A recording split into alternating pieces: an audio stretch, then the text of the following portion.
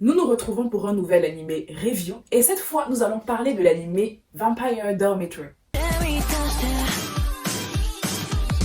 Dans cet animé, nous suivons Mito, une jeune orpheline obligée de se travestir en garçon pour survivre. N'ayant nulle part où aller, elle passe ses nuits sur son lieu de travail, mais lorsqu'elle se fait renvoyer, elle n'a plus rien et se met à errer dans la rue. Alors qu'elle est sur le point de succomber à une chute mortelle, elle se fait sauver par Luca, un beau jeune homme qui se trouve être un vampire. Ce dernier lui fait alors une bien étrange proposition, lui offrir de l'héberger et de prendre soin d'elle en échange de son sang. Le seul problème, Luca se refuse à consommer le sang des filles et est donc bien content d'avoir le sang d'un garçon à disposition, même si ce dernier est infect. Mito doit donc tout faire pour rendre son sang plus délicieux pour que Luca la garde auprès de lui, mais surtout garder son secret à tout prix.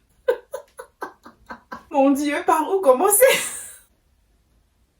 Je pense que si j'avais encore 14 ans, j'aurais vraiment adoré cet animé. Parce qu'il faut dire la vérité, cet animé, il a tout ce qu'il faut. Une jeune fille mignonne et innocente, un beau vampire prêt à la mordre à la moindre occasion, un beau second male lead bien jaloux, bien protecteur là, et de belles allusions bien BL, bien tendancieuses. Ça me rappelle d'ailleurs les Otome Games auxquels je jouais avant. Si vous voulez des noms, n'hésitez pas à me le dire en commentaire. Bref, le cocktail parfait pour nourrir les fantasmes de n'importe quelle adolescente. Mais aujourd'hui, mon Dieu, j'ai eu beaucoup de mal à croire que j'aimais vraiment ce genre de truc à l'époque. Parce que maintenant, je trouve ça tellement embarrassant.